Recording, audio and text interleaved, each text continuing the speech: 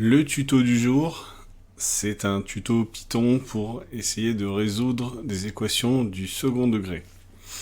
Alors comme la rentrée des classes approche, je me suis dit que ça pouvait être un bon exemple de programme à faire, donc pour se démarquer un petit peu de ce qu'on trouve sur le net en général, il y aura une petite interface graphique. Parce qu'en général, on se contente de donner l'algorithme. Bon, c'est bien, mais voilà, c'est moins joli. C'est même pas joli du tout. Bon, on commence. Alors, pour commencer, on va déjà prendre les modules, importer les modules dont on va avoir besoin. Premier module dont on va avoir besoin, c'est la racine carrée. Donc la racine carrée, elle se trouve dans le module math, et puis ça sera la seule. Oui, pour le module math, ça sera la seule. Ensuite, on va importer dans tkinter tout ce dont on va avoir besoin pour faire une interface graphique, c'est-à-dire les boutons, il n'y en aura qu'un, des entrées, c'est-à-dire des champs de formulaire dans lesquels on va rentrer quelque chose qui va ensuite être traité. Les labels, c'est les étiquettes, c'est-à-dire c'est du texte tout simple. TK, c'est pour créer donc un panneau. Et texte, alors texte, il y a une petite subtilité, c'est que la fonction, la méthode texte, elle existe déjà nativement dans Python pour autre chose. Donc si je mets texte tout court, il va pas comprendre.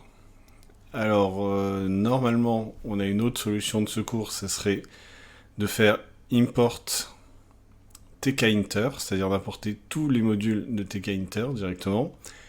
Et après, dans le code, au lieu de mettre la fonction texte, méthode texte, avec en paramètre, entre parenthèses, ce qu'on veut, et bien là, il faudra écrire tkinter.text. Je l'écris. Ça se présentera comme ça.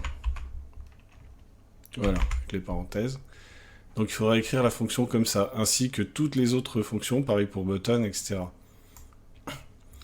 Donc pour simplifier les choses, eh ben, moi j'ai tout simplement renommé cette fonction texte en fonction affichage. Donc là c'est juste un alias, c'est-à-dire que au lieu de marquer texte pour éviter la confusion, je mets affichage.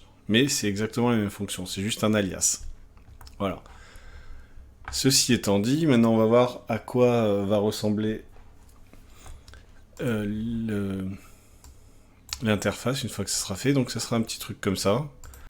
Alors par exemple je vais mettre 4x carré moins 12x plus 4 égale 0, résoudre l'équation. Bon, il y a deux résultats.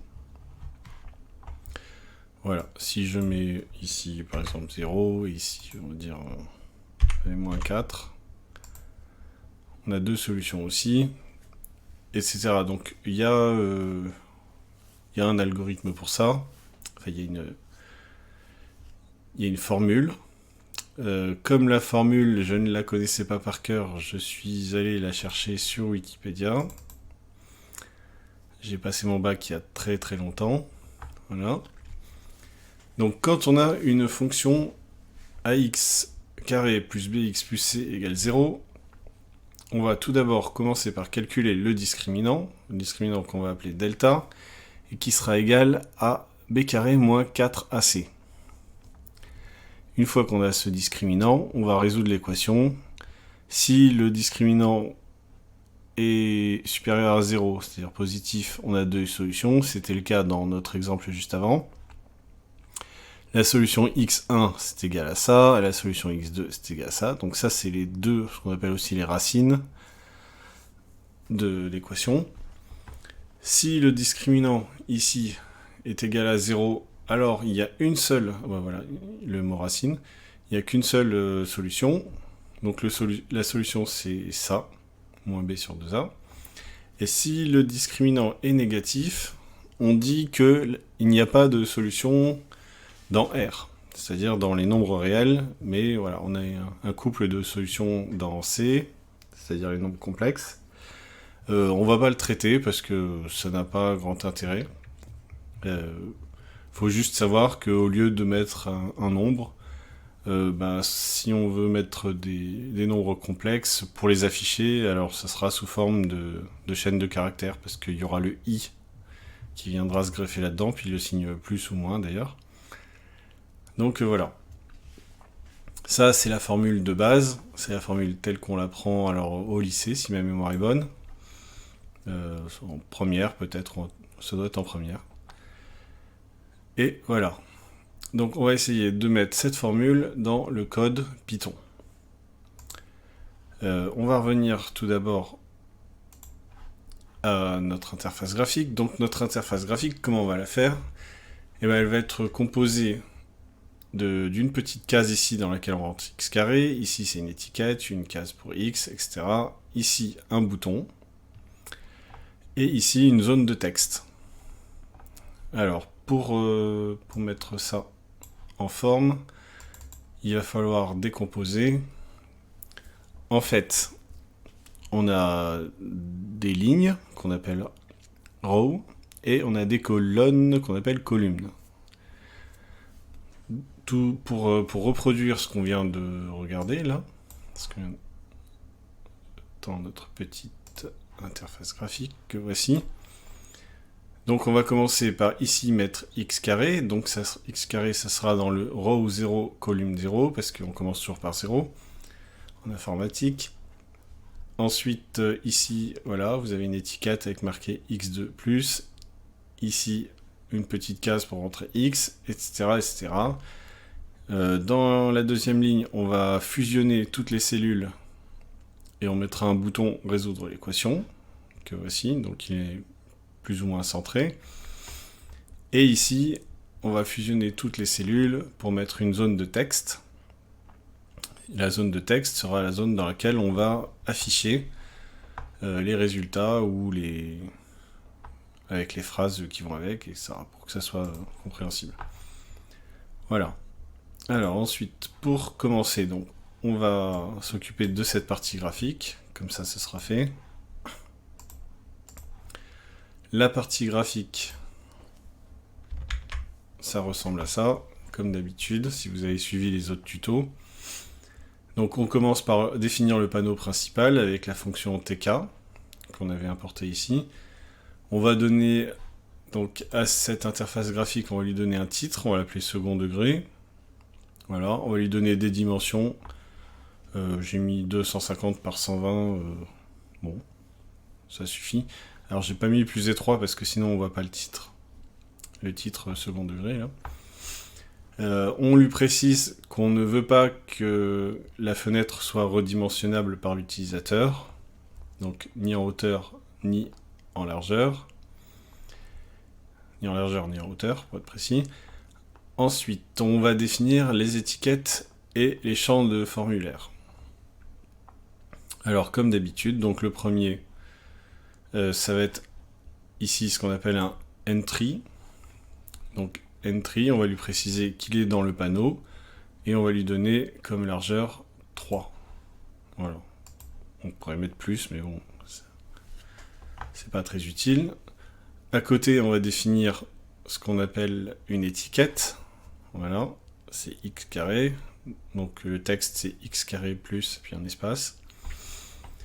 Et ainsi de suite. On va définir d'autres découples comme ça, en fait, d'entrée et de labels, qui vont nous donner les champs de formulaire à remplir pour l'équation du second degré. Donc ça va jusqu'ici, pardon. Ensuite, un bouton validation, ça c'est sur la deuxième ligne. Donc ce bouton, on va lui donner, donc il est dans le panneau, on va lui mettre en texte résoudre l'équation, parce que c'est pour résoudre l'équation, et on va lui associer la commande résoudre, qu'on va définir après. Donc l'appui sur le bouton validation va faire appel à la commande, ou à la fonction, comme vous voulez, résoudre, tout simplement. Et enfin, le résultat, il sera affiché dans cette zone de texte. Alors, comme je l'ai précisé tout au début ici, on va pas l'appeler texte, la zone de texte, parce que ça créerait une confusion avec la méthode texte qui est dans Python d'origine. Donc on va l'appeler affichage, comme je l'avais précisé en alias. Et le résultat, ça sera affichage de panneau, dans le panneau, je veux dire, avec une largeur de 25 et une hauteur de 3. Donc c'est notre zone de texte qu'on voit ici. Une fois que tout est défini, on va faire la mise en page. Alors on peut la faire en même temps, hein, c'est dans la plupart des cas. Mais moi je sépare par souci de clarté. Donc on va lui préciser qu'on est sur une mise en page en grille. Donc c'est ce qu'on vient de voir voilà, ici, avec mon petit schéma. Le entrée x carré qu'on a défini en entrée, il va être sur la ligne 0, sur la colonne 0, c'est-à-dire celui-là, et ainsi de suite, on va tout définir comme ça, comme on l'a évoqué dans le schéma sur la grille. Le column span, c'est pour fusionner les cellules, donc là, on va fusionner 6 cellules d'un coup, et sur la ligne d'en dessous, on va faire pareil. Enfin, on fait un main loop, c'est-à-dire pour lancer le panneau, pour l'afficher. Voilà, donc si on n'a que ça, normalement on a juste le panneau, mais ça fait rien. Je ne vais pas le lancer parce qu'ici, il y a une fonction résoudre qui n'existe pas, il va me mettre un message d'erreur, donc on verra ça après. Une fois que l'interface graphique est définie, il va falloir définir les fonctions. Alors les fonctions, elles vont servir à résoudre l'équation et à l'afficher. Alors on commence par la première fonction. La première fonction, ça va être une fonction toute simple pour calculer le discriminant. J'ai mis déterminant, mais c'est discriminant. Voilà. Dans mon nom de fichier. C'est pas grave. Donc la fonction discriminant qu'on va définir, elle va prendre 3 nombres en paramètres, x, y et z. Alors on aurait pu mettre a, b et c, mais c'était pour éviter la confusion après. Donc cette fonction, elle va prendre 3 paramètres en entrée. X, c'est un nombre. Y, c'est un nombre aussi. Et Z, c'est un nombre aussi. Donc 3 paramètres, de même type. Une fois qu'on a ces trois nombres, la fonction de discriminant, elle va faire l'opération. Elle va mettre x au carré moins 4yz. Alors là, je m'aperçois que j'ai fait une petite erreur. C'est pas x qui est au carré, c'est y moins 4x fois z. Bon, c'est pas grave. Juste une petite erreur. Donc cette fonction, elle va servir de transformation. Elle va transformer ces 3 nombres en paramètres en une sortie qui est le discriminant et qui est un nombre aussi. Et puis c'est ce discriminant qu'on va donc analyser pour voir s'il est égal, supérieur ou inférieur à 0. Hop. Alors, on va traduire ça en langage Python. Je m'aperçois que je n'ai pas fait l'erreur ici, tant mieux. Donc je répète, cette fonction, elle va prendre 3 paramètres en entrée, et elle va retourner une valeur qui sera égale à y, c'est-à-dire le deuxième, au carré, moins 4 fois x fois z, c'est-à-dire celui-ci et celui-ci, puisque la formule, c'était discriminant est égal à b carré moins 4ac. Voilà, donc là, c'est bon, on retourne la bonne valeur. Alors, petite remarque, quand on a un return dans une fonction, ça veut dire que l'expression qu'on va mettre ici sera équivalente dans le code à ce nombre retourné. Je m'explique. Si par exemple je mets discriminant de 1, 2, 3, je vais le taper, ce sera plus simple.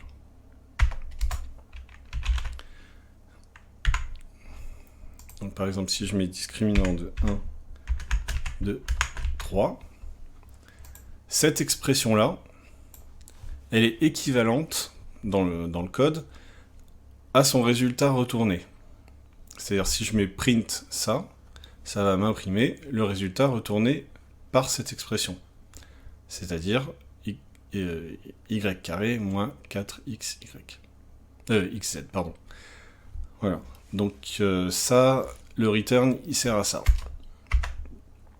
Une fois qu'on a calculé notre discriminant, on va se soucier d'afficher le message. Alors, on prend un petit peu les fonctions dans le désordre parce que je garde la fonction résoudre pour la fin. On va avoir donc besoin de cette fonction affiche qui prend comme paramètre message, donc un message qu'on va lui donner, et on va afficher ce message dans la zone de texte. Comment ça se passe? La zone de texte, on la définit ici. C'est cette fonction affichage dont on parlait juste avant. Je lui dis donc que si je lui mets affiche et puis un message en paramètre, il doit aller dans résultat. Alors résultat, c'est la zone de texte. Il va commencer par tout m'effacer, c'est-à-dire à partir du premier caractère jusqu'à la fin, jusqu'au dernier. Ça, c'est pour le cas où j'ai déjà fait une opération avant. Pour le premier, bon, ça sert à rien, mais tant pis. Et ensuite, il va dans résultat, c'est-à-dire dans cette zone de texte, insérer, à partir du premier caractère, le message. Le message, c'est donc le paramètre que je lui ai donné dans la fonction affiche.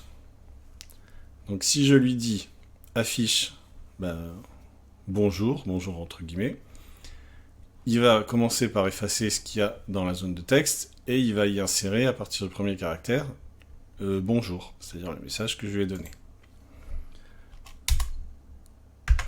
Ensuite, on va avoir besoin d'une autre fonction que j'ai appelée très poétiquement va chercher. À quoi sert cette fonction? Eh bien, ça sert tout simplement à aller chercher le contenu d'une case, ce que j'appelle une case, c'est-à-dire un champ de formulaire. Voilà, par exemple, ici, on a un 4. Cette fonction, eh bien, si je lui dis va chercher case ici, case x carré, eh bien, il va aller me chercher le nombre, enfin la valeur de ce qui est dans la case. Pour le moment, c'est pas encore un nombre, parce que dans les cases, c'est des chaînes de caractères, à la base. Comment ça se passe? Donc je lui donne la fonction va chercher, que je définis, et puis je vais indiquer dans quelle case on est. Alors typiquement, on va prendre la première case, c'est entrée x carré, par exemple. Donc je vais lui dire d'aller chercher ce qu'il y a dans entrée x carré, et puis de me le redonner sous forme de nombre. Parce que là, je précise que dans les champs de formulaire, c'est des chaînes de caractères. Donc la fonction, elle ressemble à quoi? Va chercher en paramètre dans la case, il va aller chercher donc la valeur. Si case.get, get ça veut dire va récupérer, c'est une méthode qui sert à aller récupérer. Donc si ce qu'il va récupérer dans cette case est égal à l'ensemble vide, c'est-à-dire si par exemple l'utilisateur oublie de remplir une case, alors je vais lui dire de retourner la fonction, la valeur 0. Tout simplement pour éviter d'avoir des erreurs, une erreur de Python. Parce que si Python traite une valeur qui est nulle au moment de la conversion, ce qu'on va voir juste après, ça fait une erreur. Donc si c'est pas une valeur qui est nulle, c'est-à-dire s'il y a quelque chose dans cette case, on espère que l'utilisateur a mis un nombre, parce que sinon il faudrait traiter l'erreur, mais bon.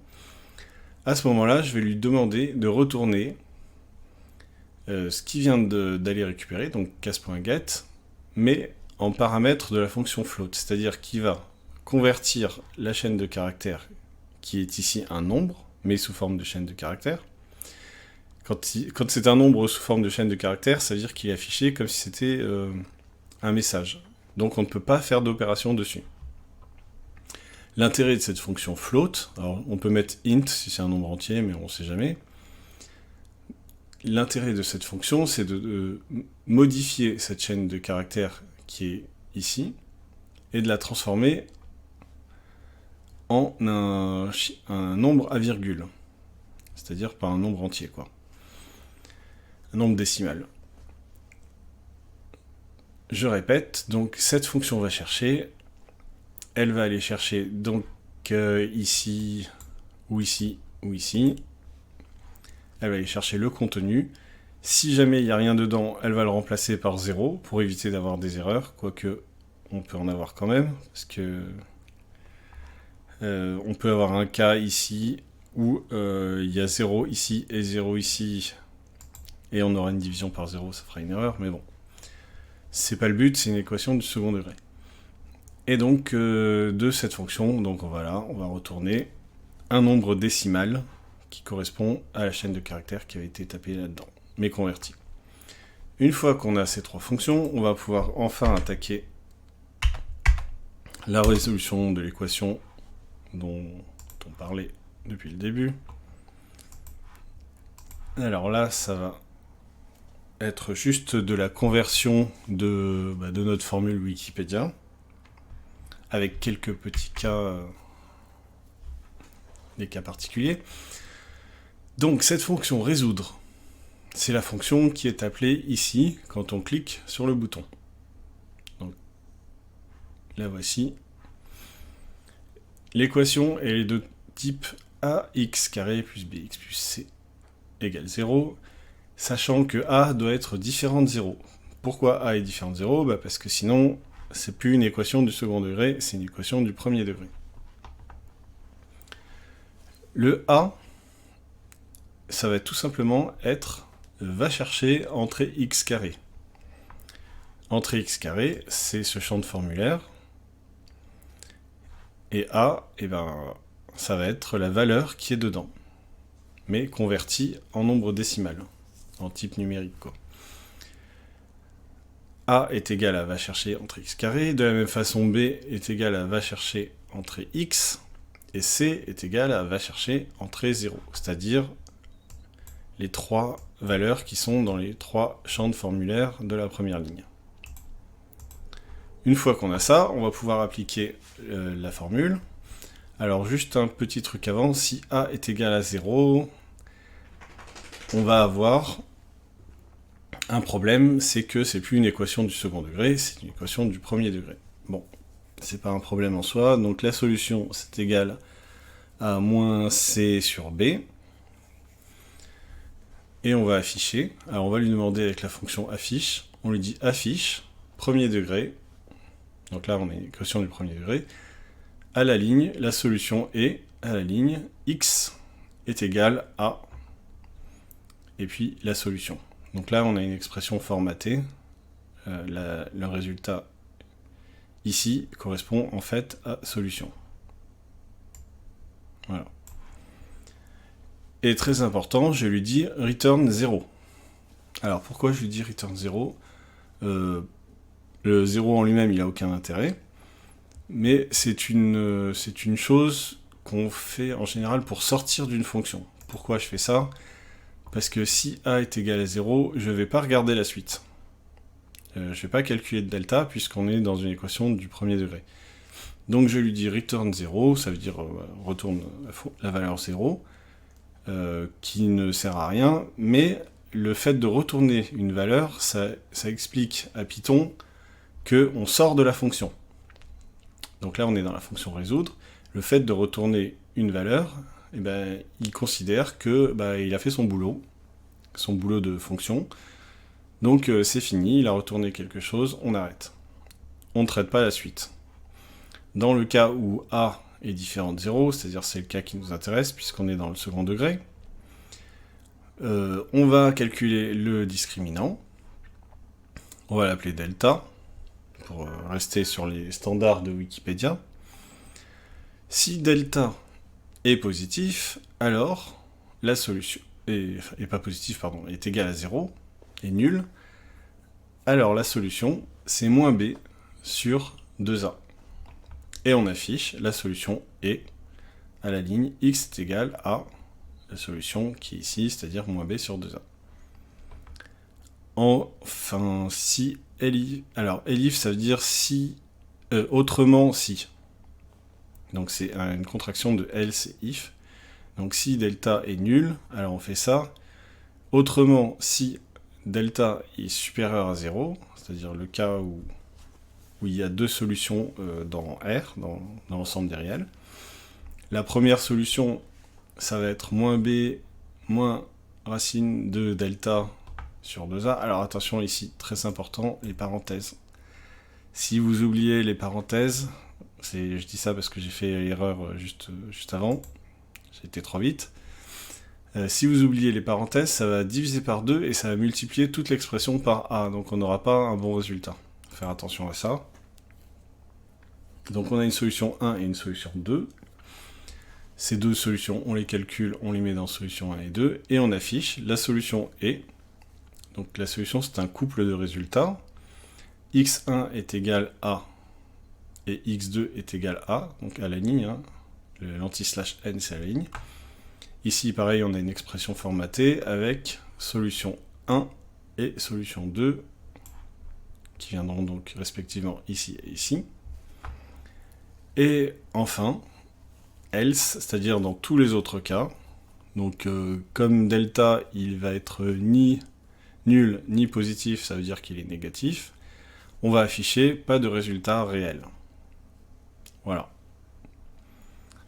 Et de cette façon, on a résolu une équation du second degré. Merci pour votre attention.